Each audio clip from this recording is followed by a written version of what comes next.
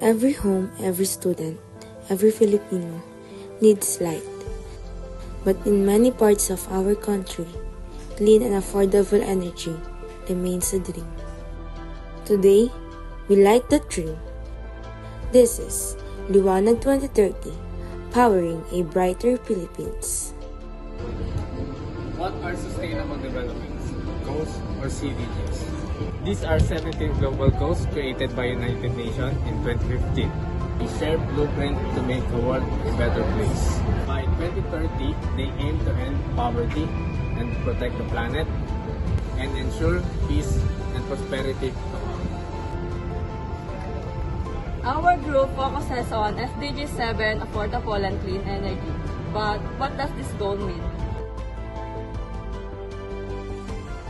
SDG 7 aims to ensure access to affordable, reliable, sustainable, and modern energy for every person. This includes electricity for remote communities, clean cooking fuel, renewable energy sources, and improved energy efficiency. In the Philippines, thousands of families do experience brownout and high electricity costs and still unsafety source like kerosene lamps. Did you know the Philippines has one of the highest electricity rates in the Southeast Asia? Many families struggle to pay their bills. Hey guys, what if walang kuryente? Anong sitwasyon kaya ang mangyayari sa atin? So currently wala talagang kuryente sa palit. Di gumagana ang electric fan, so ang init. And natapat pa na naglalaba ako. Di gumagana ng washing, ang hirap maglaba. So, yan, wala din tubig dahil powered din ng kuryente ang tubig. Hindi siya mag-flow kung walang kuryente. And yung importante sa bahay na ilaw, wala ding ilaw, pero dahil umaga naman meron sunlight. Pero what if hanggang mamaya walang kuryente, anong mangyayari? Ang dilim. And ang init din. Wala din tubig. Ano na lang yung mga nasa rural area na wala talagang kuryente. Yan lang. Some students study under candlelight or street lamps. Others use smoky kerosene lamps that harm their lungs and cause fires. Meanwhile, traditional energy sources like coal plants damage our air, contributes to climate change, and endanger communities. But we have solutions.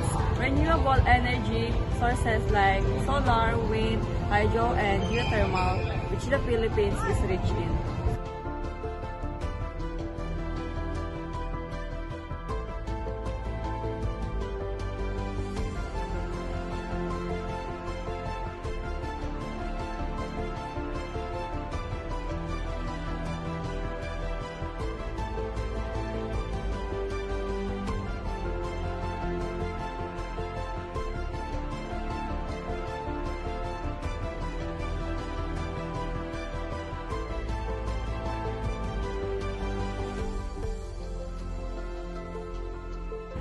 To support clean and renewable energy, the Philippines created a Renewable Act of 2008 or Republic Act 9513.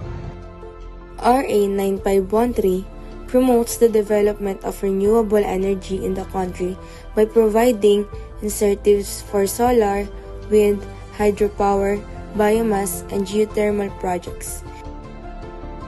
The law encourages both private and public sector to invest in clean energy.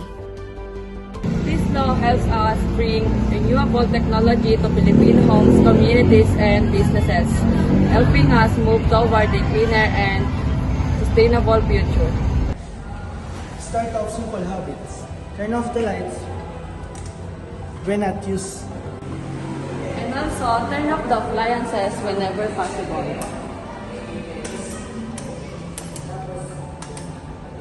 Unplug chargers and devices to avoid phantom loads that waste electricity. Use natural light and ventilation whenever it's possible.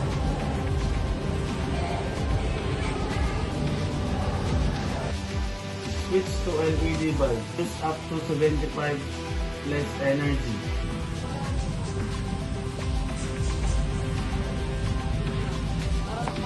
Try solar power, especially when outdoor lights. Educate your family and friends about saving energy.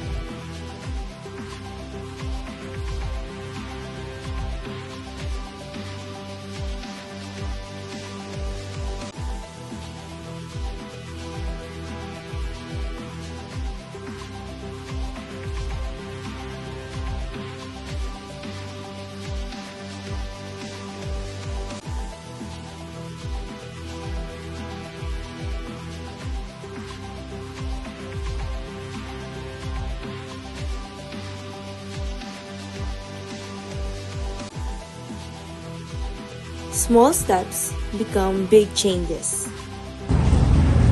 Clean energy empowers communities.